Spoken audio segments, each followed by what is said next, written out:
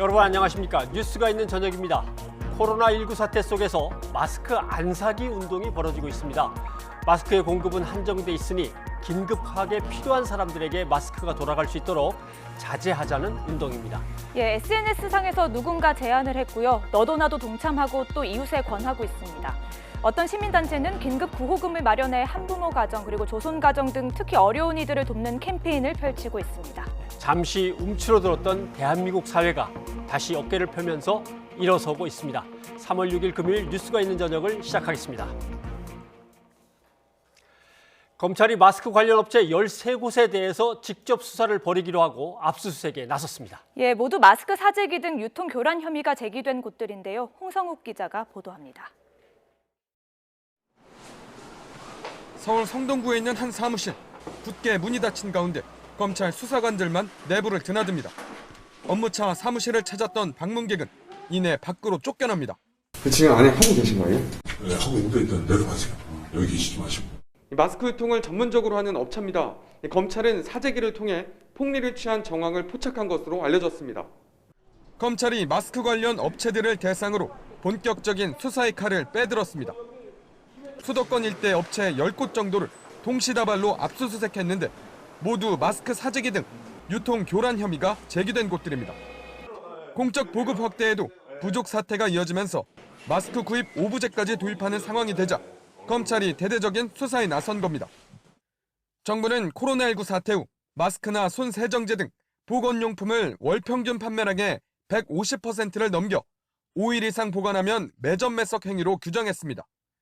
적발될 경우 2년 이하의 징역 또는 5천만 원 이하의 벌금에 처해집니다.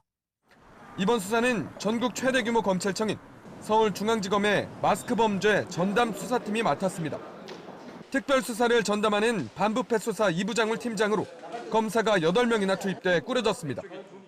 법무부와 대검찰청이 마스크 범죄 엄정 대응을 천명한 가운데 이번 압수수색은 검찰의 대대적인 직접 수사의 신호탄이라는 분석이 나옵니다. 검찰은 마스크 품귀 현상이 심각한 만큼 압수수색 과정에서 확보한 마스크 가운데 품질에 문제가 없는 물량은 정상 유통되도록 조치하기로 했습니다. YTN 홍성욱입니다. 다음 주 시행되는 마스크 오브제를 앞두고 문재인 대통령이 마스크 공장을 찾아 생산 물량을 충분히 늘려달라고 주문했습니다. 또 마스크 오브제에 새로운 불편이 나와서는 안 된다며 현재 장애인으로 한정된 마스크 대리구매 대상도 그 범위를 넓히라고 지시했습니다. 차정윤 기자입니다. 마스크 대란이 계속되고 있는 가운데 문재인 대통령이 마스크 공장을 찾았습니다. 직원의 안내에 따라 방진복과 모자를 썼고 마스크는 따로 착용하지 않았습니다. 문 대통령은 마스크 제조업체가 코로나19에 맞서는 후방기지라면서 이유는 정부가 보장할 테니 생산량을 최대한 늘려달라고 요청했습니다. 역시 이제 근본 대책은 생산 물량을 빠르게 늘리는 것이 가장 중요한 일이라고 생각합니다. 남는 물량들을 전량 정부가 구매해서 다음에 또 국민들 안전에 대비하는 그런 전략 무기자로 비축할 그런 계획이니까. 문 대통령이 방문한 업체는 직원을 새로 뽑고 설비를 24시간 가동해 생산량을 2배 이상 늘린 곳. 생산 확대에 최선을 다하고 있지만 원자재 수급과 인력 부족에 어려움을 호소했습니다. 이 필터라고도 하고 뭐 여러 가지 멜트 브라운, 차징 멜트 브라운이라고도 하는데요. 그 제품이 지금 수급이 좀 완화하지 못하고 총 생산을 갖다 다 해도 생산 대비 그쪽 공급이 좀 딸리는 편입니다. 필터를 비롯한 여러 이제 부자재들 공급이 최대한 조금 빨리 늘어날 수 있도록 노력을 해주시고. 다음 주 시행되는 마스크 오브제와 관련해 문 대통령은 장애인에게만 허용된 대리구매 적용 확대를 지시했습니다. 오브제 자체가 불편한 제도인데 새로운 불편이 생기지 않도록 실수요자 입장에서 대책을 마련하라는 겁니다. 몸이 불편한 노인이나 어린이도 대리 수령이 가능하도록 관련 지침이 바뀔 것으로 보입니다. 문 대통령은 또 공적 마스크 판매를 시작한 일선 약국에는 사명감을 갖고 나서줬다며 감사의 뜻을 전했습니다. 문 대통령은 국민에게도 마스크 생산 물량이 부족한 만큼 서로 배려하는 소비를 해달라고 요청했습니다. YTN 차정윤입니다. 오늘부터 마스크는 일주일에 2장만 살 수 있습니다. 하나로마트와 우체국 등은 한 사람당 1장입니다. 하지만 판매처에 도착한 물량은 너무 적습니다. 약국 한 곳당 200여 장에 불과한데요. 여전히 마스크를 구하기는 쉽지 않았습니다. 이지은 기자입니다. 서울 종로가 약국거리입니다. 마스크를 파는 한 약국 앞에 긴 줄이 늘어섰습니다. 이 약국은 있고 저 약국은 없고 지금 난리예요. 지금 난리. 많이 다녀보셨어요? 네, 지금 약국 5군데째 오는 거예요, 지금요. 밀려드는 사람들의 신분증을 확인한 뒤 주민등록번호를 입력해 다른 데서 산 기록이 있는지 확인합니다. 이분 돼요. 선생님은 안. 마스크 250장이 순식간에 전부 팔려나가고 기다리던 사람들은 아쉬운 마음으로 돌아섭니다. 오늘 약국 몇 군데 놓으셨어요? 저 3군데? 3군데. 사기가 어렵네요. 주변의 다른 약국에도 모두 마스크 품절 안내문이 붙었습니다. 수량은 한정이 되어 있는데 손님들은 계속 오죠. 물어보고 가시고 시간대도 잘 막 이게 일정하지가 않다 보니까 저희가 이제 고객분들한테 그게 제일 미안한 부분이죠. 한 사람당 1장으로 판매량을 줄인 농협 하나로마트와 우체국에도 줄서기 행렬이 계속됐습니다. 오늘 아침에는 4시 반에 나와가지고 9시까지 서가지고 이 한 장을 얻어갖고 다시 2시에 나와서 이거를 구입하는 게 이거 한 장 구입하는데 시간을 엄청 많이. 하나로마트와 우체국은 중복구매 확인 시스템이 구축되기 전까지 일단 매일 오전 9시 반에 번호표를 나눠주는 방식으로 판매를 이어가겠다고 밝혔습니다.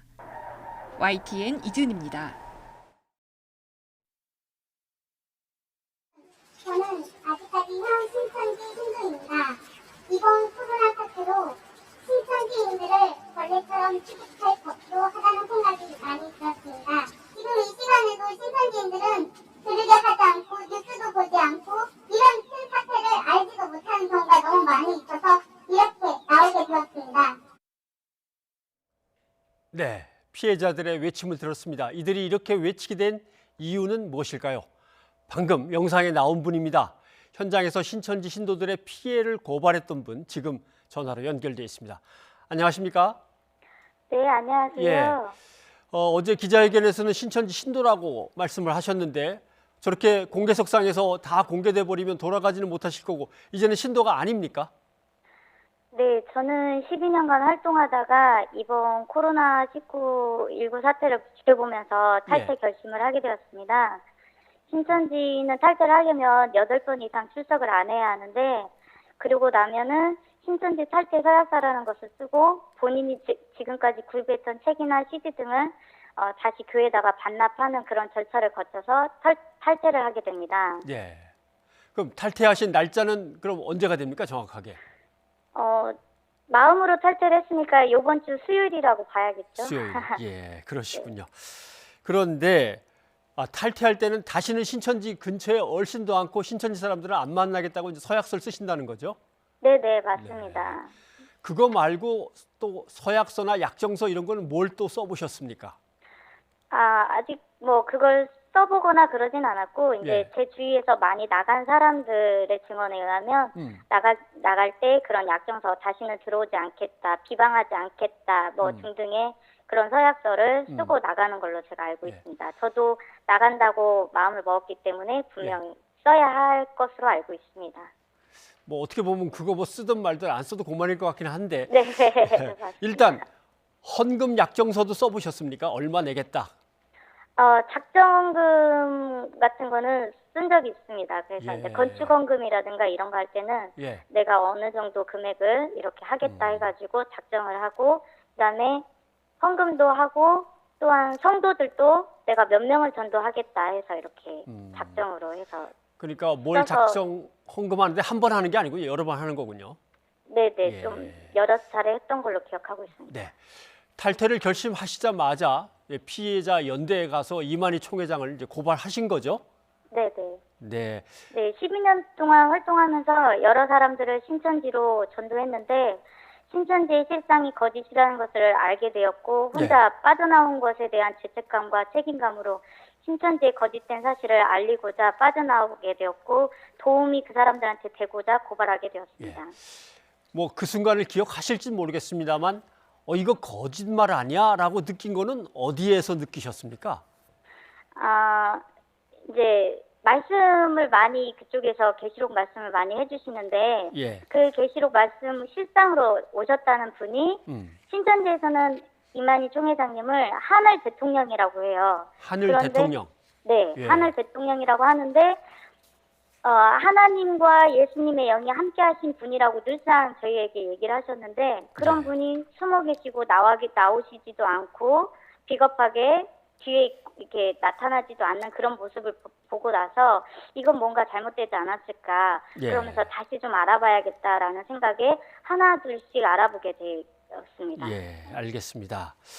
그런데 이제 흔히 신천지 용어로는 침 맞는다 그러죠. 인터넷 같은 거 보지 마라. 인터넷 침 맞으면 영혼을 다친다. 뭐 또 방송 막 보지 마라. 방송 침 맞으면은 또 영혼을 갖다 상하게 한다. 그랬는데 신천지 신도들은 정말 신천지 교회와 관련된 어떤 이야기들을 얼마나 듣는지가 궁금한데 특히 코로나19 뉴스와 신천지에 얽힌 이야기들은 다 알고들 있나요?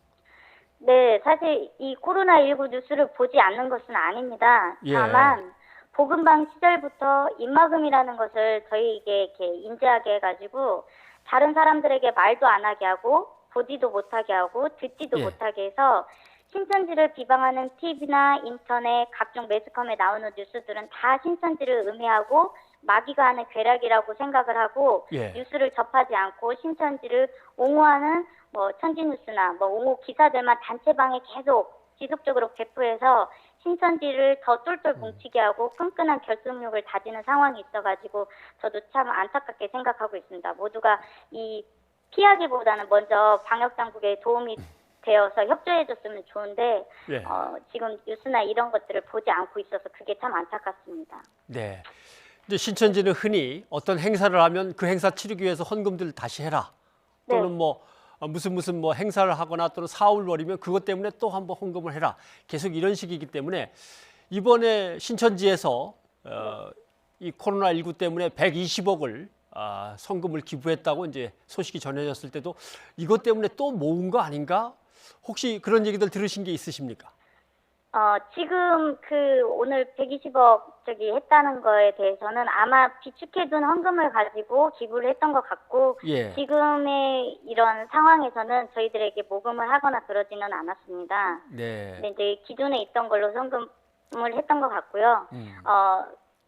만국회의라든가 1년에 한 번씩 있는 행사들이나 연말에 이렇게 달력 같은 거 이런 책이라든가 CD 기념품 다양하게 종류들이 많은데 그때마다 이렇게 옆에서 사게끔 하고 그리고 이게 나중에는 가지고 있으면 갑오로 남고 빚이 될 거라고 하면서 옆에서 부추기게도 합니다. 그래서. 신천지 행사에 쓴 물건들은 영원히 갖고 있으면 나중에 갑오가 될 거다. 네. 그렇군요. 그러니까 뭔가 행사를 하거나 할 때 입고 나오는 옷이나 물건들은 다 직접 사서 쓰셔야 되는 거군요. 그렇죠. 저희가 다 장갑까지도. 장갑까지도. 네. 글쎄요, 이게 참 갑오로 남겨라고 얘기를 한다니까 좀 기가 막히긴 합니다만은. 네네. 그런데 저희가 좀 놀란 것은 120억을 내겠다는 것도 놀라운 일이었지만 대구 경북 지부에서 그냥 뭐 100억, 본부가 20억 이렇게 갖고 야 돈이 그만큼 있나? 그래서 저도 급히 2020년도 회계장부를 갖다 다시 살펴봤더니 대구에만 예금 잔고가 한 1,300억, 400억 있는 것 같더라고요. 네네. 교인들은 이렇게 현금해갖고 예산이 얼마나 쌓여 있는지 알고 계십니까? 공개를 하나요? 네네. 얼추 1년에 한 번씩 6월절 예배를 드리면서 모든 재정을 투명하게 한다고 1년에 한 번씩 6월절 예배 때 다 이렇게 알려줍니다. 그냥 그때 자기 각 지파에 사람의 수도 얼마가 있고 이제 또 얼마가 올 것이라는 것도 예상해서 올려주시고 그다음에 헌금이 이만큼 비축돼서 지금 어느 정도 있다라는 걸 각 지파마다 알려줍니다. 근데 그만한 돈은 충분히 있는 걸로 알고 있습니다. 그보다 더 많이 있을 수도 있고요. 또 어떻게 보면 이제 지파마다 경쟁을 시켜야 되니까 몇 명이나 전도했는데 니들은 왜 못하냐? 여기는 돈이 이렇게 많이 벌어왔는데 니들은 왜 못 벌어왔냐? 뭐 이 얘기도 해야겠죠. 그렇죠. 그렇다고 보고 알겠습니다. 있습니다. 근데 요거는 조금 내밀한 얘기여서 아시는지는 모르겠습니다만은 가끔 따로 딴 주머니를 찾다가 징계받았다 이런 얘기가 들리는데 혹시 그런 것도 보셨습니까? 저는 거기까지는 제가 들어보지는 못했습니다. 저는 밑에 있는 성도이기 때문에 예. 거기까지 들어보지는 않았습니다. 알겠습니다. 예. 네. 그러면 네. 신천지가 교회처럼 차려놓고 위장하고 있는 가짜교회, 위장교회가 있다는 얘기는 혹시 들으셨는지요? 네, 그 밑에 있는 성도들은 다 알지는 못하고 있는데요. 예. 있다라는 건 알고 있습니다. 그래서 보도에 나오는 것처럼 그 막 다 밝혀지지 않은 것들이 아마도 조금 더 있지 않을까라는 짐작으로만 하고 예. 있습니다. 예. 추수꾼 전도교육 특수전도대에 가서 받으셨습니까? 여기는 추수꾼 전도대라고 해서 특수 저기도 있지만 예. 특공대도 있지만 특공대 아닌 일반 성도들도 누구나 다 추수꾼 역할을 합니다. 그래서 다 예. 돌아가면서 추수를 교회 가서 활동을 하기 때문에 예. 뭐 누구나 할 것 없이 추수꾼 활동은 다 했다고 보면 과언이 아닐 것입니다. 예. 그래서 대신에 이제 31번 확진자가 나오고 난 후부터는 음. 모든 전도 활동은 멈췄습니다. 예. 예. 실제로 보시기에도 31번 환자가 나오고 코로나19 사태와 신천지의 관련성 때문에 큰 소동이 벌어진 뒤에는 추수꾼 활동은 별로 없는 것 같습니까? 네네, 맞습니다. 그 확진자 나온 이후로는 저 같은 경우에는 다 하지 말라고 위에서 보고가 내려오고 다 멈춰달라고 이렇게 예. 내려오는 실정이 있습니다. 그래서 다들 멈춘 걸로 알고 있습니다. 알겠습니다. 지시문은 전달을 받으셨군요. 네네. 알겠습니다. 근데 한 가지 좀 아픈 얘기를 여쭤봐도 될지 모르겠습니다만 내가 전도해서 신천지에 넣은 사람들이 아직 거기 있습니까? 네, 맞습니다. 제가 아직 전도해서 오신 분들이 꽤 있어서 예. 그게 너무너무 마음이 아프고 그들 때문에라도 제가 이렇게 나서서 일을 해야겠다는 마음이 들었습니다. 네. 네. 저도 신천지에서 나온 분들을 많이 만나봤는데 가장들 아파하시는 부분이 내가 거기에다 밀어 넣어놓고 그냥 나만 빠져나와서 그 사람들 걱정을 하시면서 네. 우는 분들도 많이 봤고 어떨 때는 그게 1년, 2년 오래 가면서 늘 마음에 상처가 돼서 깜짝깜짝 놀라시기도 하고 울기도 하시는 그 모습 봤습니다. 힘드시더라도 잘 견디시고 네. 이제 또 그 사람들을 다시 건져내기 위해서 또 주변 분들과 함께 애를 쓰셔야 되겠습니다. 오늘 연결해 네. 주셔서 고맙습니다. 네, 감사합니다. 확진 판정을 받았는데 병원이나 생활치료센터에 들어가지 않고 버티는 신천지 교인들. 왜 그러는 걸까요? 이런 신천지 교인이 대구에서만 무려 1,700여 명에 달합니다. 대구시 등은 신천지가 기탁한 성금 120억 원을 되돌려보내고 돈보다 방역과 치료에 집중하라고 일침을 날렸습니다. 허성준 기자가 보도합니다. 충남 천안에 있는 우정공무원 교육원. 대구의 확진자 가운데 경증 환자 600명을 2인 1실로 수용하기로 한 생활치료센터입니다. 하지만 입소 대상자들이 독실을 고집하면서 절반 정도만 겨우 채웠습니다. 대부분 신천지 대구교회 교인들입니다. 코로나19 확진 판정을 받았지만 이런저런 이유를 대며 격리치료에 협조하지 않는 신천지 교인은 1,770여 명에 달합니다.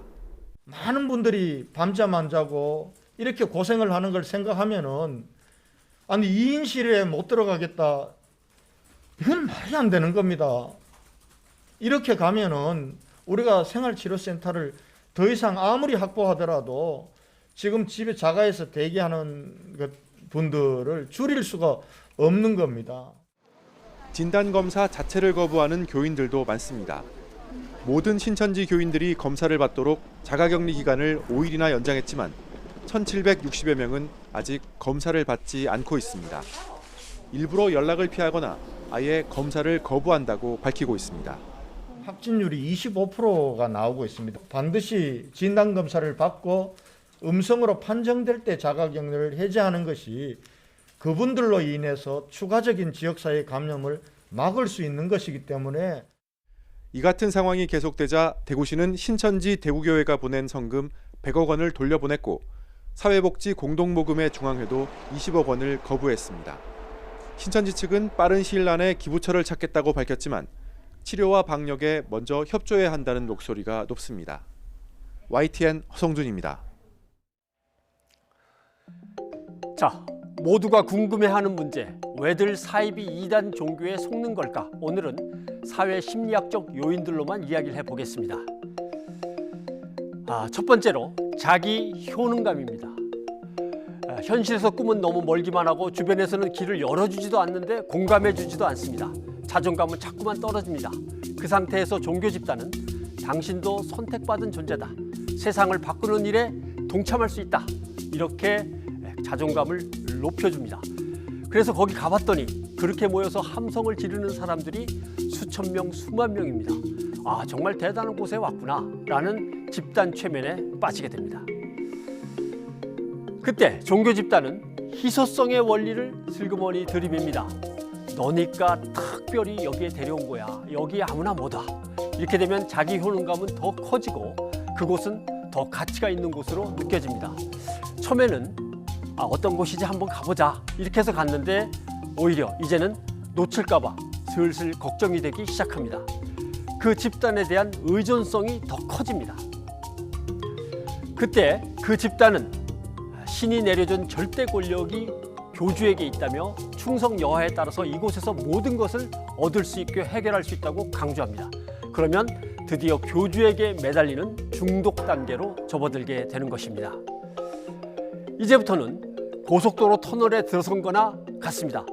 멀리 보이는 희미한 출구의 빛만 보고 그냥 쫓아가는 겁니다. 다른 말은 귀에 들어오지 않습니다. 이것을 터널 비전 현상이라고 부릅니다. 그래도 뭔가 거짓말 같다는 생각이 들 때가 있습니다. 그런데 그 의심이 커지는 걸 자기 스스로 막아버립니다. 이것은 조금만 더 파면 보물이 나올까? 아니야, 나오지 않을 것 같아. 또 아니야, 이만큼 팠는데 파놓은 걸 다시 메우고 저쪽으로 가서 처음부터 다시 파라고? 그렇게는 못하지. 이것은 사회 경제학적인 매몰비용 또는 함몰비용의 함정이라고 부르는 겁니다. 이렇게 끌려 들어가서 집착과 중독의 과정을 거치면 드디어 남들이 이해하지 못하겠다고 하는 이단 사입이 신도가 되는 것입니다. 빠져나올 수 없는 사람, 빠져나오지 않으려고 하는 사람이 되는 것입니다. 자치단체 공무원 노조가 입원해 있는 50대 확진자를 경찰에 고발했습니다. 아파트 동대표인이 확진자가 동선 공개를 제대로 하지 않는 바람에 역학조사관들이 줄줄이 자가 격리됐기 때문입니다. 지환 기자입니다. 강원 원주시청 공무원 노조가 원주경찰서에 고발장을 제출합니다. 방역 업무를 방해한 혐의로 50대 확진자 A씨를 처벌해달라는 겁니다. 사정은 이렇습니다. 신천지 교인인 A씨는 원주 지역 모 아파트 동대표였습니다.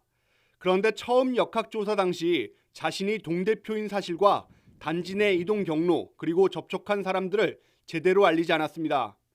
이후 아파트에서는 관리소장과 입주민을 포함해 6명이 추가 확진 판정을 받았습니다.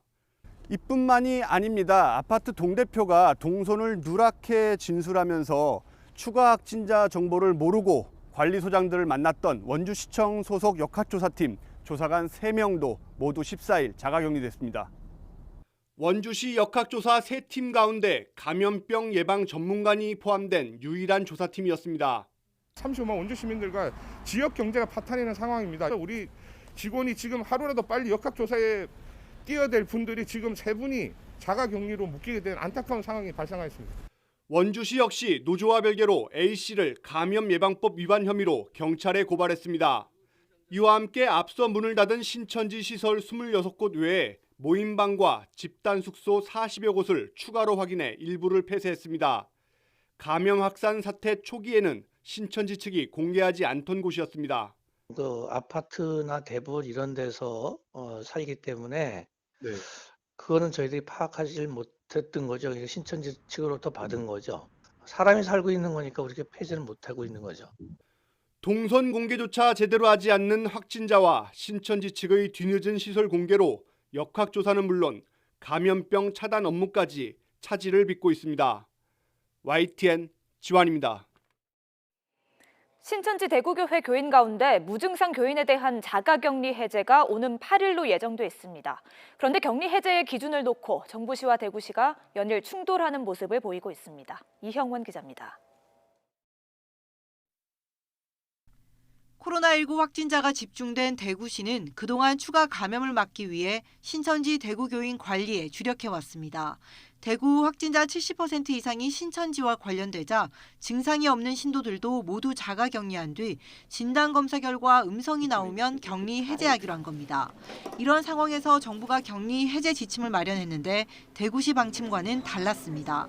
신천지 교인 사이에 마지막 노출이 이뤄진 지난달 16일 예배 이후 3주가 지난 때부터 검사 없이 격리 해제하기로 한 겁니다.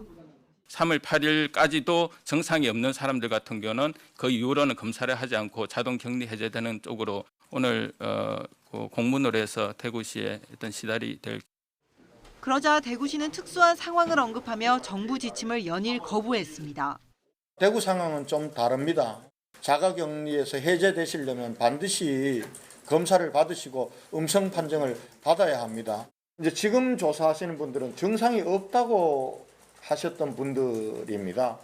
그분들 중에서도 지금 확진율이 25%가 대구는 14일이 지났더라도 반드시 진단검사를 받고 음성으로 판정될 때 정부는 지침을 강제하겠다는 언급은 피하면서도 국가적인 지침이라는 말을 거듭 강조했습니다.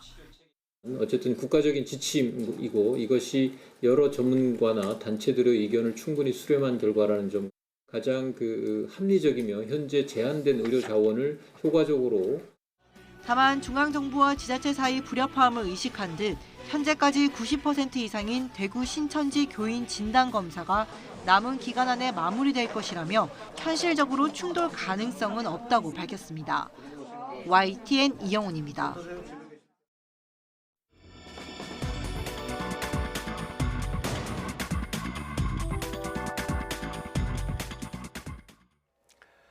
코로나19 사태를 틈타서 SNS 등의 이른바 가짜 뉴스가 확산되고 있습니다. 예, 특히 내용이나 형식이 갈수록 교묘해지는 데다 기성 언론들이 이를 확인도 하지 않고 인용해 보도하기도 하면서 가짜 뉴스가 더 기승을 부리고 있습니다. 네, 코로나19 관련된 가짜 뉴스 실태 이연아 기자와 함께 자세히 살펴보도록 하겠습니다. 이 기자. 네. 예, SNS를 통해서 퍼진 가짜 뉴스가 지금의 상황을 더 어렵고 더 혼란스럽게 만들고 있는 것 같습니다. 그렇습니다.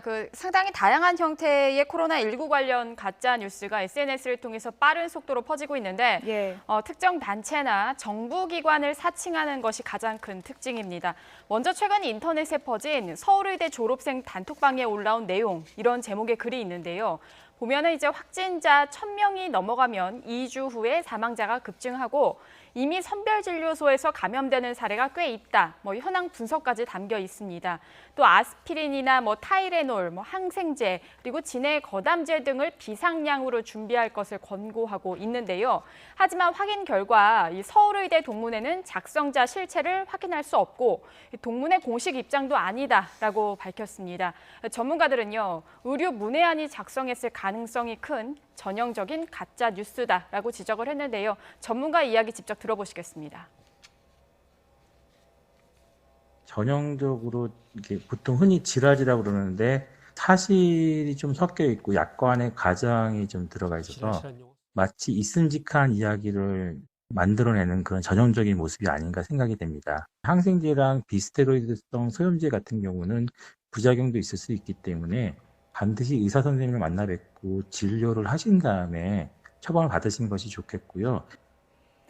예, 이렇게 의료진을 사칭하는 경우도 있고요. 아까 정부를 사칭하는 가짜뉴스도 있다고 하지 않았습니까? 특히 정부가 주관한 코로나19 관련 회의 내용이라는 게 인터넷에 떠돌았는데 이것 역시 허위라고요. 네, 지난달 27일에 기획재정부가 주관한 제약회사 사장들 회의 내용이라는 그 글이었는데요.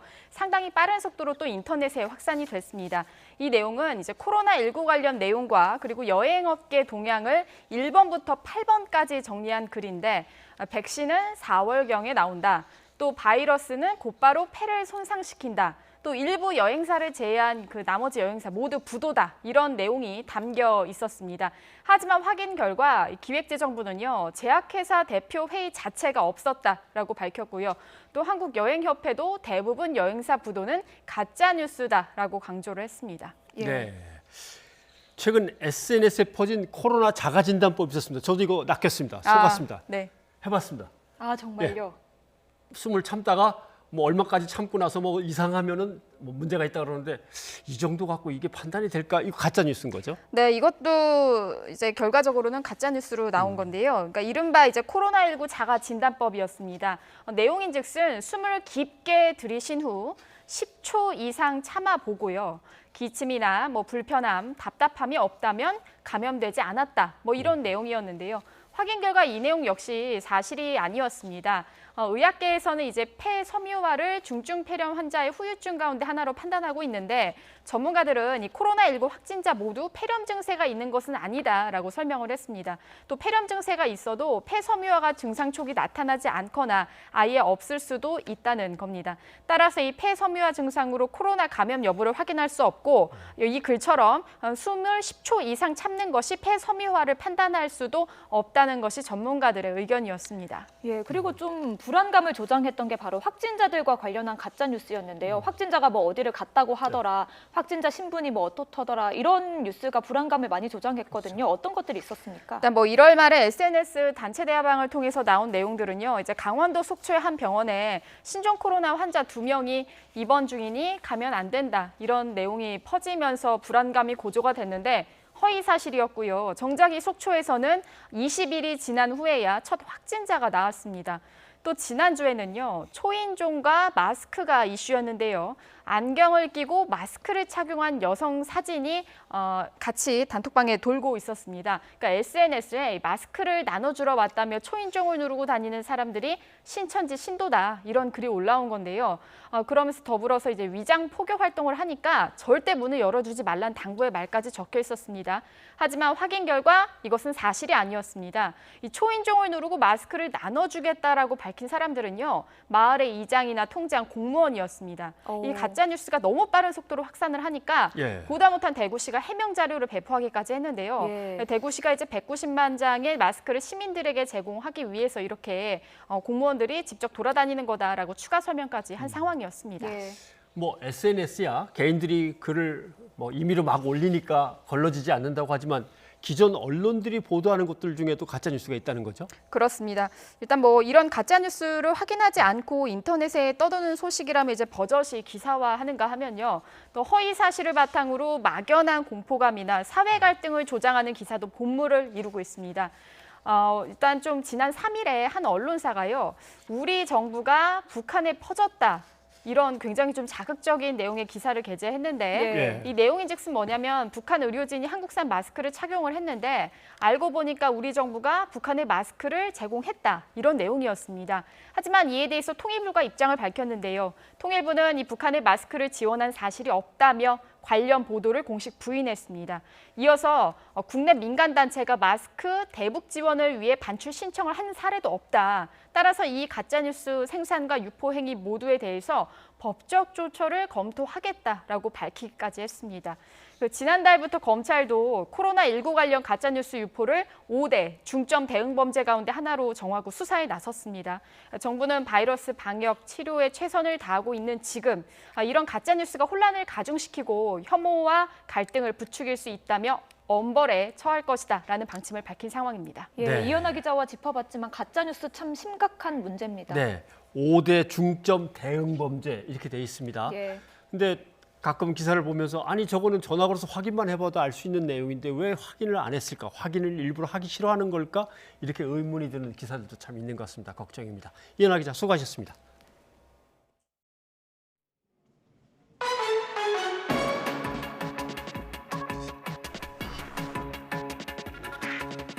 시도교육청과 합동 점검반을 구성하여 학원 점검을 실시하겠습니다. 아울러 학부모님께서는 우리 학생들이 학교 밖의 교육시설과 PC방 등 다중이용시설의 이용을 자제하도록 지도해 주실 것을 당부드립니다.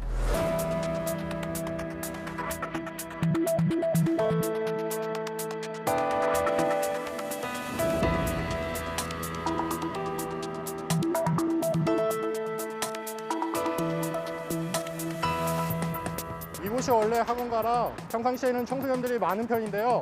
코로나19 때문인지 청소년들이 거의 보이지 않고 있습니다.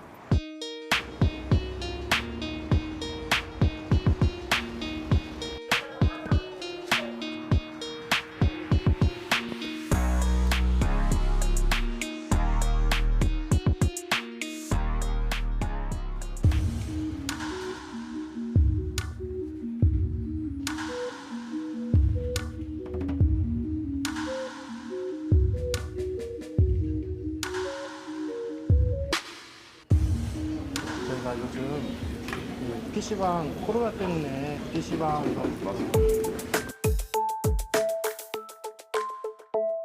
부모님이 PC방 가지 말라는 소리는 안 하세요? 하긴 하시는데 그냥 갈 거면은 마스크는 꼭 끼고 있으라고 하시고. 마스크 밑으로 내리셨잖아요. 네. 왜 그러신 거예요? 불편해서요. 어떤 점이 불편해요? 마스크 그냥 쓰고 다니시면 불편하잖아요. 밀폐된 공간에 와서 이렇게 마스크를 안 쓰고 있으면 그냥 불안하진 않아요? 애초에 불안하면 안 나오지 않았을까요?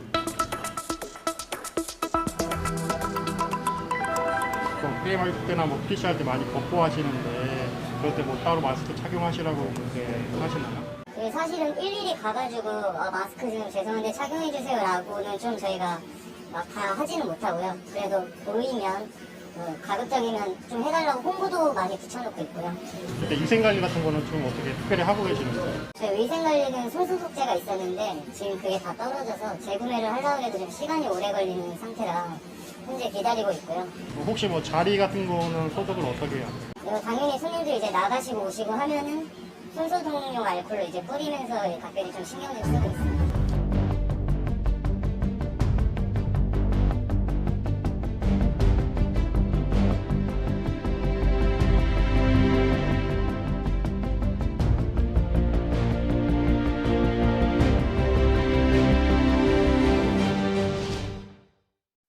네, 코로나19 확산의 여파로 PC방을 찾는 손님 수가 뭐 확 줄은 건 사실이겠죠.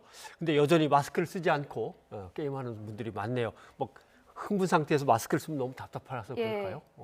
그렇죠. 걱정이네요. 굉장히 많죠. 그리고 또 PC방뿐 아니라 최근에는 동전 노래방에 갔다가 코로나19에 감염되는 일이 또 있었잖아요. 그래서 학생들의 좀 여가 생활에 비상이 걸렸다고도 할 수 있습니다. 특히 코로나19 사태로 개학이 연기되고 휴환을 하는 학원도 생겨서요. 네. 갈 곳이 없다는 이유로 여전히 많은 10대들이 이 다중 이용시설을 찾고 있다고 합니다. 예. 아무래도 학교도 학생들의 일탈을 뭐 일일이 막기가 어렵고 PC방이나 동전 노래방도 손님이 오겠다고 왔는데 그걸 뭐 막을 수도 없는 거고. 그러니까요. 그렇죠? 예, 딱히 방법은 없습니다만 앞으로는 다중 이용 시설에 대한 방역도 힘을 써야겠지만 우선 우리 학생들이 일명 사회적 거리 두기를 하면서 코로나19 확산 막기에 적극적으로 함께 나서도록 유도를 해야 될 것 같습니다. 예. 다음 소식 알아보겠습니다. 경산시를 중심으로 확진자가 가파르게 늘며 경북 전체 확진자가 1,000명에 육박하고 있습니다. 정부는 범부처 특별대책지원단을 경산으로 옮겨서 대규모 감염을 막는 데 힘을 쏟고 있습니다. 부장원 기자입니다. 점심시간 영남대 근처의 한 원룸촌입니다. 평소 같으면 학생들로 북적였을 거리는 코로나19 여파로 인적을 찾아보기 힘듭니다. 학교 개강할 때가 우리가 진짜 뭐 밥 먹을 시간도 없이 뭐 밥도 교대로 먹다시피 하면서 일을 해왔어요. 그 지금은 뭐 전혀 없으니까 거의 뭐 문도 닫을 수도 없고 그 마지못해가 없는데. 코로나 사태로 얼어붙은 경산에서 확진자는 또 50명 넘게 급증했습니다. 경산을 중심으로 환자가 가파르게 늘어 경북 전체 확진자는 1,000명에 육박하고 있습니다. 대구와 인접한 지역인 경산시와 경북 지역의 전반적인 상황에 대하여 예의주시하고 있습니다. 대구와의 지리적 인접으로 인하여 2차 감염을 통한 소규모 시설 등에서의 집단 발생 사례도 증가하고 있습니다. 특히 경산 지역 환자 400여 명 가운데 63%는 신천지 교회와 관련이 있습니다. 사람들이 많이 모이는 시설에서 감염이 확산하자 경산시는 지난 3일 종교단체 등의 집회를 금지하는 긴급 행정명령을 내렸습니다.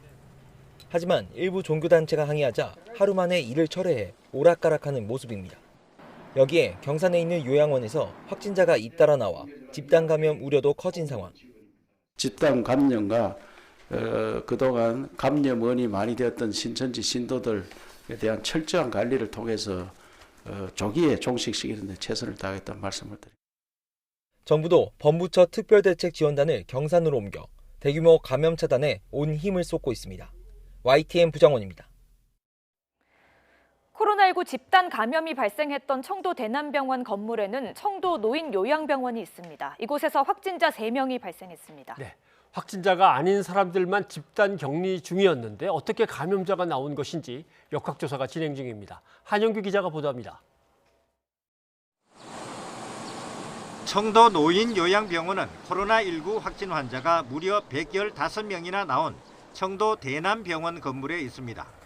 청도 요양병원은 전수검사를 거쳐 모두 음성으로 확인된 상태에서 격리 중이었는데 격리 해제를 앞두고 시행한 검사에서 확진 환자 3명이 나왔습니다. 3명 가운데 2명은 환자, 1명은 종사자입니다. 환자 가운데 1명은 지난 4일 숨졌습니다. 사망자는 85세 여성으로 당뇨와 심부전증을 앓고 있었습니다. 이 환자는 지난달 24일부터 발열 증상이 있었지만 모두 4차례 검사에서 음성이 나왔는데 이달 3일 양성으로 확인되고 다음 날 숨졌습니다. 이게 24일부터 코로나가 감염된 건지 아니면은 다른 2분의 확진자처럼 3월 3일, 2, 3일 그때 뭔가 공동 노출이 있었는지에 대해서도 저희가 이제 가설 그런 가능성을 놓고 조사를 진행하고 있습니다. 청도 요양병원은 집단 격리에 들어가면서 환자와 의료진들이 병원 안에서 같이 생활하면서 외부와 차단된 상황이었습니다. 도시락을 배달해 주는 것 외에는 외부에서 의료진이 검체를 채취하러 들어간 게 전부였습니다. 이른바 클린존 상태로 집단 격리 중이었는데 어떻게 감염이 일어났는지 역학조사가 진행 중입니다. 요양병원에 있는 환자들은 다시 14일간 격리 관찰을 받아야 하는데 대부분 고령의 거동이 불편한 상태여서 어떻게 분산 격리할지 중앙사고수습대책본부와 경상북도가 검토하고 있습니다. YTN 한영규입니다. 일본 정부가 우리 국민에 대한 입국 제한 조치를 강화한 데 대해서 우리 정부가 조금 전 대응 조치를 발표했습니다. 예, 조세영 외교부 1차관의 발표 직접 들어보시고 전문가와 함께 자세히 분석해 보겠습니다. 일본 정부의 이번 한국인 대상 입국 제한 강화 조치와 관련 우리 정부가 취할 조치 계획과 입장에 대해 다음과 같이 말씀드립니다. 먼저 우리 정부는 사전 협의나 통보 없이 일방적으로 발표한 일본 측의 이번 조치에 대해 깊은 유감의 뜻을 다시 한번 확인코자 합니다.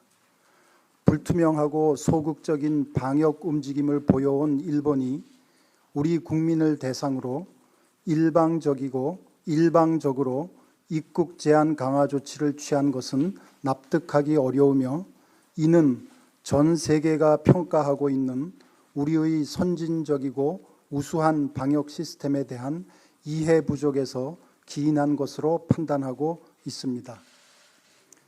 우리나라는 국제사회로부터 투명하고 민주적이며 효율적인 방역 체계를 통해 감염병을 엄격하게 통제, 관리하고 있다고 평가받고 있는 반면 일본의 경우에는 취약한 방역 실태 및 대응을 두고 여러 의문이 제기되고 있는 상황입니다.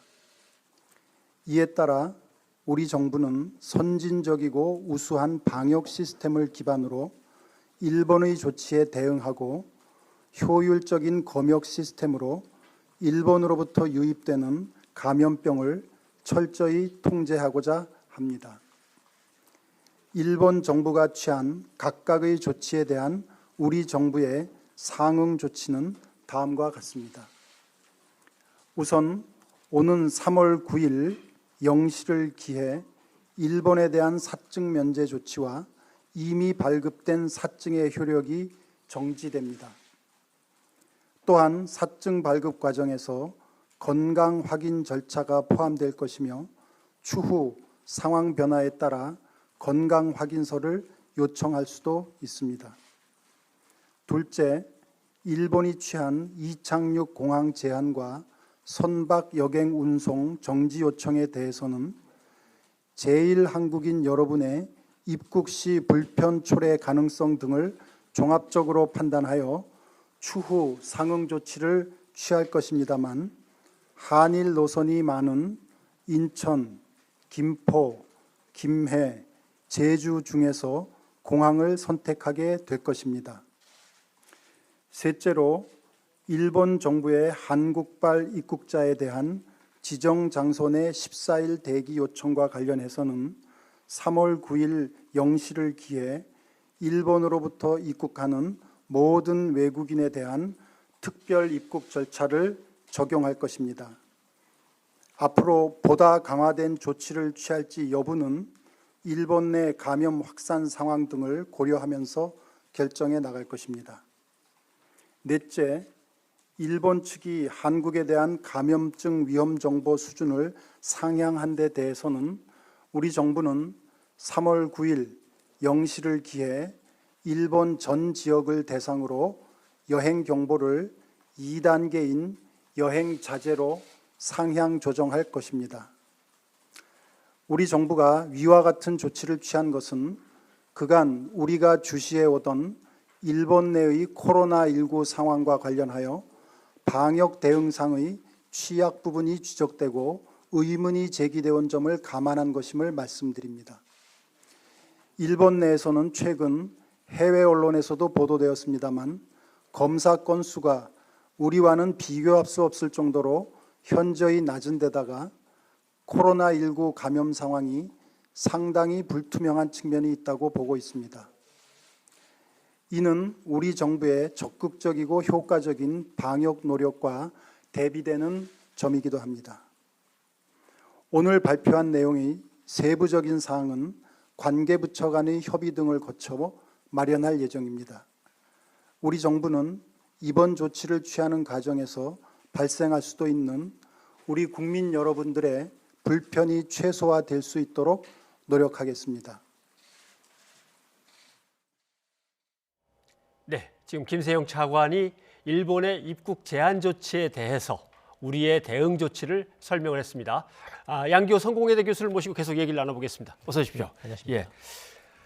예. 차관께서 좀 조근조근 차분한 목소리로 얘기했지만 상당히 좀 내용이 셉니다. 은근히 그래도 일방적으로 이번 조치에 대해서 우리는 깊은 유감의 뜻을 표한다. 일본이 이런 조치를 취한 데 대해서 그러면서 그동안 불투명하고 소극적인 방역을 당신네들이 해온 거 아니냐 이제 한번 꾸짖고 우리 방역 시스템을 당신들이 이해를 제대로 못해갖고 그런 조치를 내린 것이다. 그러더니 일본의 경우에는 취약한 방역 시스템이 대응을 두고 벌써 여러 의문이 제기되고 국제적으로 욕먹고 있는 거 아니냐 이런 얘기까지 했습니다. 좀 그래도 강경어조로 나온 거지 이 정도? 맞습니다. 이제 사실은 일본 측에서 지금 2주간 그 격리하는 걸로 이렇게 되어 있거든요. 예. 뿐만 아니라 이제 그동안 한국에서 일본으로 갈 때는 23개, 예. 한 23개가 넘는 그런 국제 공항이 있었는데 그것을 이제 도쿄 부근에서는 나리타 공항, 오사카에서는 간사이 국제공항으로 두 군데로 제한했습니다. 예. 그런 점에서는 지금까지 90일 이내에서는 일본을 얼마든지 방문할 수 있고 또 20개가 넘는 국제공항에서 얼마든지 일본에서 착륙할 수 있었는데 그런 것들이 굉장히 지금 좁아진 상태라서 사실상 입국 금지에 가깝습니다. 예. 하나, 둘, 셋, 네 개. 지금 네 개를 이제 항목으로 열거를 했던데 하나씩 좀 제가 먼저 여쭤봐야 될 것 같습니다. 3월 9일 0시를 기해서 일본에 대한 입국 사증 면제 조치와 이미 발급된 사증의 효력은 정지된다. 이렇게 돼 있습니다. 맞습니다. 이제 비자가 원래는 이제 아까도 말씀드렸지만 90일간 비자 없이 이렇게 방문할 수 있거든요. 그건 상호 면제 상태입니다. 그러니까 일본도 마찬가지고 우리도 마찬가지인데 지금 앞으로 일본에서 한국을 방문하려면 그 비자를 받아야 되게 됐습니다. 그리고 이제 건강 진단서를 제출해가지고 감염돼 있지 않다라는 것이 확인되지 않는 한은 한국에 입국할 수 없다라는 것이 지금 내용입니다. 예. 그리고 이제 두 번째 내용도 한번 살펴볼 텐데요. 일본이 앞서 나리타 공항과 간사이 공항으로 이제 항공기 운항을 좀 제한하지 않았습니까? 여기에 대해서 또 우리 외교부가 상응 조치를 취할 것이라고 했습니다. 뭐 구체적으로 아직 정하지는 않았는데요. 뭐 인천, 김포, 김해, 제주 중에서 공항을 선택할 것이라고 했거든요. 이 조치는 어떻게 보십니까? 맞습니다. 이제 4개의 공항이 있습니다. 그러니까 일본에서 한국에 상륙을 하려면 4개의 공항이 있는데요. 거기에 대해서 일본이 지금 20개가 넘는 데서 2개로 줄여놨기 때문에 네. 대표적인 공항을 제외하고는 한두 군데 정도를 일본에서 입국할 수 없도록 그렇게 예. 착륙 금지 조치를 취할 수 있다는 것이 이제 내용입니다. 예. 단지 이것은 사실은 여러 가지 그동안의 한일 양국 간에는 많은 국민들 간의 교류뿐만 아니라 또는 이제 비즈니스 그런 거래가 굉장히 많이 있거든요. 예. 그런 점에서는 상당히 신중하게 종합적으로 판단한 다음에 아마 결정이 나올 것으로 알고 있습니다. 예, 이런 경우에 일본에서 우리나라에 오는 사람뿐만 아니라 우리나라에서 일본으로 가야 하는 사람들에게도 불편을 초래할 수 있는 문제 아닙니까? 맞습니다. 예를 들면 여기 서울에 일본 분이 살고 있다고 해봅시다. 예. 그러면 이제 한국에 살고 있기 때문에 한국에 살고 있는 일본인도 일본 내에 상륙하게 되면 자기 집에서 2주간 격리되게 됩니다. 예. 그리고 나서 다시 한국으로 상륙하려면 다시 또 2주간 격리되는 상황이 발생할 수 있거든요. 또는 이제 비자를 또 새로 받아야 됩니다. 예. 적어도 그 기한이 며칠 걸리거든요. 근데 그럴 경우에는 앞으로 추가 조치가 나와가지고 우리 한국도 마찬가지로 일본에 대해서 2주간 자가 격리를 하겠다라는 것이 확정이 되게 되면 예. 무려 한 달간 예를 들면 한국에서 일본에 방문해가지고 간단하게 업무를 보고 나서 그 다음날 귀국하는데 그게 2주 묶이면서 한 달 정도를 활동할 수 없는 그런 상황이 발생하는 겁니다. 예. 사실 뭐 이제 예를 들면 무역과 관련해서 일을 하는 사람이 한 하루나 이틀만 일본에 가서 맞습니다. 볼일 보고 돌아오면 되는데 들어가면서 14일 묶이고 가서 일 보고 다시 돌아오는데 또 14일 묶이고 이런 그런 상황이 벌어지고. 발생할 수도 있습니다. 예. 물론 이제 우리는 지금 14일간 자가격리까지는 나오지 않았기 때문에 예. 아직은 그런 상태는 아니지만 적어도 이제 새로 비자를 발급받으려면 그것도 이제 2, 3일 이상은 걸리거든요. 예. 네, 그런 점에서는 상당히 한일 간 인적 교류가 제한되게 됐다 이렇게 보시는 것이 맞습니다. 예, 우리 정부는 그 격리 조치를 취하지는 않겠다고 했지만 세 번째 조치를 보니까 특별 입국 절차를 시행할 예정이라고 하더라고요. 이건 예. 어떤 조치입니까? 특별 입국 절차. 맞습니다. 이제 말하자면 지금까지는 상호간에 비자가 면제돼 있기 때문에 예. 얼마든지 비자 없이 이렇게 들어올 수 있었는데 추가적인 조치가 있을 수 있다. 그러니까 적어도 이런 그 감염 여부에 대해서 완전한 확인이 되지는 않는 한은 일본으로부터 입국을 상당히 제한하거나 거부할 수 있다는 것이 포함된 내용이다 이렇게 보시면 됩니다. 그래서 단서가 이렇게 나오는군요. 일본 내 감염 확산 상황을 고려하면서 강화된 조치를 할 건지 말 건지 맞습니다. 결정하겠다 이렇게 돼 있군요. 예, 알겠습니다. 그리고 보니까 여행 경보에 대해서 이제 단계 상향이 있습니다. 3월 9일 0시기에서 일본 전 지역입니다. 전 지역을 대상으로 여행 경보를 2단계인 여행 자제로 상향 조정할 것이다. 예. 이거 뭐 우리는 지금 여행 좀 잘 안 가고 자제하고 있는 중이긴 합니다만은 전 지역이면 아무튼 저 위에 삿포로부터 다 아래까지 해당되는 겁니다. 그러니까 예. 지금 이제 일본 내에서 감염자, 확진자가 많이 발생한 지역은 수도권하고 그다음에 북해도거든요. 예. 그 두 개 지역뿐만 아니라 일본 전국에 대해서 적용을 해 나가겠다는 겁니다. 예. 그런데 이제 한국이나 일본이나 특히 이제 지금 일본 같은 경우에는 3월 9일 오전 0시부터 이게 발령이 돼가지고 예. 일단은 그 3월 말까지로 지금 제한을 두고 있거든요. 예. 그리고 이제 또 하나 사실은 이제 자가 격리 또는 이제 호텔에서 격리되는 건데 이것은 강제 조항은 아닙니다. 그러니까 일본에서는 방역법상 개인을 강제로 구인하거나 강제로 이렇게 이것을 강요할 수 있는 방법은 없습니다. 예. 네, 그런 점에서는 약간의 단서는 있지만 그렇지만 이건 사실상의 입국 금지하고 가깝습니다. 예. 일단은 이제 3월 말까지는 아마도 우리도 그렇고 일본은 지금 3월 말까지는 이 조치를 시행해 나가겠다는 겁니다. 예. 네, 그러면서 이제 한국 내에서 상당히 이 부분이 많이 감염자가 줄어들거나 또는 이제 확실한 효과가 나올 경우에는 예. 그 시점에서 3월 말 시점에서 다시 조치도 할 수 있다는 것이 저는 내포돼 있다, 포함되어 있다 이렇게 봅니다. 뭐 코로나 사태가 심각하니까 두 나라 다 뭐 자기 나라의 어떤 국토 나름대로 안전 보안을 지키려고 애를 쓰는 건 알겠는데 이 정도 강한 조치를 먼저 내놓을 거면 협의 정도는 뭔가 좀 하는 단계가 필요한 거 아닙니까? 맞습니다. 왜 그랬을까요? 사실은 이게 이건 지금 그동안에 수차례 우리 외교부에서 예. 주한 외국 대사들 다 이렇게 말하자면 초청을 해가지고 몇 번이나 설명을 했고 한일 간에는 굉장히 이런 인적 교류가 많기 때문에 긴밀하게 협의를 해온 걸로 알고 있습니다. 그리고 이제 오늘 발표가 나왔는데 어저께 오전까지 외교부에서 직접 일본 측에 요청을 해가지고 예. 이것을 발표하지 않도록 이렇게 강하게 요구를 했음에도 불구하고 이런 조치가 나온 것에 대해서는 상당히 좀 유감이다, 굉장히 안타깝게 생각하고 상당히 여기에 대해서 반발을 느낄 수 있는 그런 정도의 우리 대응이 지금 나오고 있습니다. 앞서 우리 정부가 일본의 조치에 대해서 상호주의에 입각한 대응을 발표하겠다 이렇게 얘기를 했거든요. 그 입각한 조치라고 평가하십니까? 어떻게 보십니까? 지금은 약간의 지금 한 단계를 좀 남겨두고 있습니다. 그러니까 앞으로의 상황을 보고 결정하겠다 이런 단서를 그렇습니다. 계속 달아놨더라고요. 그러니까 이제 일본하고 똑같이 하려면 우리도 마찬가지로 일본에서 한국으로 상륙하는 외국인 일본인에 대해서는 2주간 격리를 하는 겁니다. 예. 그러니까 이제 호텔에서 격리를 하는 방법인데요. 거기까지는 아직 가고 있지 않거든요. 근데 그런 점에서는 입국 절차는 까다롭게 하되 예. 일본에서 한국으로 상륙했을 경우에 강제로 격리하는 2주간 또는 1주간 조치는 아직까지는 지금 하고 있지 않습니다. 이것은 이제 추가로 일본 내 상태를 보면서 지역사회 감염이 일본 내에서 지금 빠른 속도로 늘어나고 있거든요. 그런 전반적인 상황을 보고 나서 아마 판단할 줄 압니다. 일본 내에서도 일본이 취한 조치에 대해서는 비판이 꽤 높더라고요. 그렇습니다. 사실은 이게 지난번에 그 크루즈선 다이아몬드 프린세스도 이걸 이제 미즈기화 그러니까 아예 처음부터 상륙하지 못하게 하는 것이었는데 사실은 실패했거든요. 그리고 이제 그건 이제 중국이나 한국에 대해서도 사실 마찬가지입니다. 일본 내에서 자생적으로 지금 확산되는 것이 많기 때문에 중국이나 한국인을 입국 거부를 한다고 해서 해결될 문제는 아니거든요. 그런 점에서는 약간 좀 정치적인 어떤 그런 게 있지 않나 하는 생각이 정치적이라고 말씀하시니까 아베 총리가 자기가 놓여 있는 정치적인 어떤 지금 위축된 상황 이것을 벗어나려고 뭔가 조금은 꼼수를 섞은 조치일까요? 그리고 우리 외교부도 어제 뭐 그 배경을 의심하지 않을 수 없다 이런 또 논평을 내놓기도 했거든요. 사실 이제 아베 정권이 이제 임기 후반으로 가면서 상당히 약간 이렇게 지지율이 떨어지는 부분이 있고 스캔들도 많이 일어났거든요. 그런데 지금 가장 중요한 외교적인 성과가 7월 24일부터 시작되는 도쿄 올림픽인데 지금 자칫하다가는 이게 도쿄 올림픽이 예정대로 되지 않을 수도 있습니다.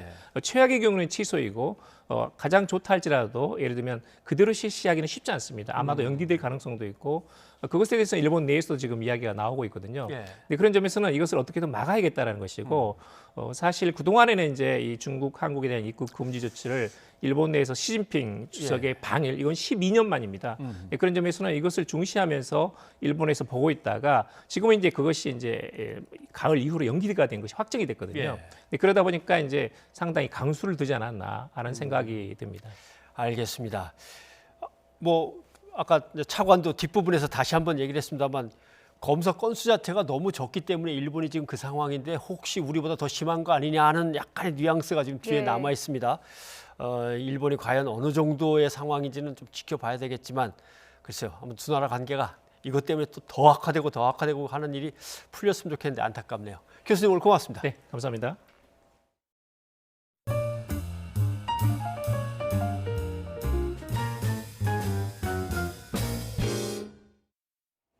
총선이 40일 앞으로 다가왔습니다. 더불어민주당은 불안감이 커지고 있고 위기론도 나오고 있습니다. 그에 따라 비례정당 이야기도 자꾸 수면 위로 올라오고 있는데요. 민주당이 비례대표용 연합정당 논의에 참여할지 말지 이르면 모레 결정됩니다. 네, 연합정당이 성공하려면 뭐 정의당과 민생당 등이 기본적으로는 참여를 해줘야 되는 거죠. 그런데 이들 정당들은 절대로 불가하다는 입장을 보이고 있습니다. 조은지 기자입니다. 더불어민주당 지도부가 비례대표용 연합정당 논의를 공식화했습니다. 당 최고위원회의에 시민사회단체들이 제안한 정치개혁 연합안이 보고됐습니다.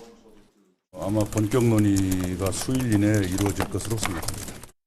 비공개로 치러진 회의에서는 진보계열 정당이 비례용 연합정당을 만들어 각자 후보를 파견하는 방안에 찬성하는 쪽과 다른 정당들이 어떻게 하든 민주당은 비례대표를 내지 않으면서 미래통합당 의석 확보만 막자는 의견이 갈린 것으로 알려졌습니다. 오는 16일까지 선거관리위원회에 비례선출 내부 규정을 내야 하는 만큼 모레 열리는 최고위원회의에서 결정될 가능성이 큽니다. 이번 주말에는 어떤 식으로든 가닥을 타야 현재처럼 갈 건지 아니면 참여할 건지 뭐 이런 판단은 그때쯤은 해야. 가장 큰 변수는 연동형 비례대표제를 함께 만든 민생당과 정의당이 절대 반대라는 겁니다. 어떠한 경우에도 목숨 걸고 관철시킨 연동형 비례대표제를 우리 손으로 무너뜨리는 일은 없을 것입니다. 연동형 비례제의 취지를 훼손하는 위성 비례정당은 어떤 형태도 우리가 참여하지 않겠다. 또 해서는 안 된다. 원외 정당인 녹색당도 반대 입장을 거듭 밝힌 가운데 미래통합당의 일당 목표를 저지해야 한다는 의견도 존재합니다. 탄핵 세력의 부활은 어떻게 해서든 막아야 한다는 절박함으로 민주당은 그동안 위성정당에 대해 참 나쁜 정치, 나아가 범죄 행위라고 비판했습니다. 선거는 결국 중도층에서 갈리는 만큼 비례연합정당이 어떻게 다르게 보일지가 관건입니다. 게다가 선거는 곧 분위기인데 비례대표 의석을 조금 더 얻더라도 지역구에서 더 많이 잃을 수 있는 만큼 실리에 대한 고민도 만만치 않습니다. YTN 조은지입니다. 박근혜 전 대통령의 옥중 편지를 두고 미래통합당 황교안 대표가 국민에게 반가운 선물이라고 했는데요. 도로 침박당 선언이라는 공세가 잇따랐죠. 그렇습니다. 통합당은 전통적으로 중도 쪽으로 외연을 자꾸 넓히려고 하는데 도로 침박당 논란이 일면 자칫 중도층의 이탈로 이어질까 봐 지금 신중한 반응을 보이고 있습니다. 김대근 기자가 보도합니다. 반가운 선물, 천금 같은 말씀이다. 미래통합당을 중심으로 태극기 세력까지 힘을 합쳐달라는 박근혜 전 대통령의 옥중 편지가 공개된 이후 미래통합당 황교안 대표의 반응입니다. 역사적 터닝포인트가 돼야 할 총선을 40여일 앞두고 전해진 천금과 같은 말씀이라고 생각합니다. 오직 통합만이 승리로 가는 길입니다. 이같이 적극 환영하는 걸 두고 더불어민주당은 미래통합당이 도로 박근혜당이 됐다며 연일 비판했습니다. 이제 탄핵의 강을 건너자는 주장도, 개혁보수로 가자는 주장도, 새 집을 짓자는 주장도 모두 도로 아미타빌이 되었습니다. 미래통합당은 도로 박근혜당이 되었음을 만천하에 고백했습니다. 다른 야당들도 박 전 대통령이 반성 없이 과거로 돌아가려 한다며 이는 곧 적폐 대통합 시도라고 비판했습니다. 황 대표는 끝까지 친박 아이돌로 남겠다는 판단을 내린 것으로 보입니다. 겉포장을 바꾸고 당면 세탁을 하더라도 국민들은 박근혜, 최순실표 국정농단 공범의 역사를 영원히 기억할 것입니다. 통합당 내부에서도 우려의 목소리가 나옵니다. 미래통합당에 합류한 중도 청년 정당에선 옥중 편지를 계기로 태극기 세력까지 포용한다면 중도층이 등을 돌릴 거라며 경고한 상황. 지도부 반응은 하루새 신중해졌습니다. 아직은 나온 건 없습니다. 그러나 전체적으로 지금 자유우파 세력들이 한데 힘을 모아서 문재인 정권 이건 반드시 심판해야 된다라는 그런 취지로 지금 말씀을 하신 것이기 때문에 전반적인 취지를 파악을 하고 외연 확장에 애쓰고 있는 미래통합당에게 박근혜 전 대통령의 옥중 편지는 오히려 큰 변수가 되고 있습니다. 앞으로 통합당이 어떻게 대응하는지가 국정농단에 대한 반성 그리고 극단적인 보수 세력과의 단절을 요구하는 중도층의 표심에도 영향을 미칠 것으로 보입니다. YTN 김대근입니다. 예, 시청자 여러분의 의견 소개해드립니다. 네, 일본의 입국 제한 조치에 대한 우리의 강화 조치가 있었습니다. 9330님, 갑작스럽게 입국 제한 조치를 내린 아베 정권 부메랑이 돼서 돌아온다는 걸 알았으면 좋겠습니다. 예, 아마 지금 좀 느끼고 있겠죠? 예, 그리고 마스크와 관련해서 1370님이 의견 주셨는데요. 마스크 문제로 바람잘 날이 없네요. 보건용 마스크가 환자와 의료진에게 돌아갈 수 있었으면 좋겠습니다. 하셨습니다. 네, 이분은 신청곡도 함께 적어주셨습니다. 5633님, 의료진, 간호장교 그리고 마스크 공장 직원분들이 진정한 영웅입니다. 그러니 머라이어 캐리의 히어로를 들려주세요. 예, 그래서 저희가 준비했습니다. 오늘 히어로 준비했는데요. 저작권 문제가 있어서 머라이어 캐리의 히어로 대신 짙은의 히어로 들려드리겠습니다. 히어로, 코로나19에 맞서고 있는 방역 담당자들, 의료진들, 국민 모두 영웅입니다. 저희는 다음 주에 다시 찾아뵙겠습니다. 여러분 고맙습니다. 내 맘이 아플 때, 내 숨이 가쁠 때 그 웃음으로 날 쉬게 했던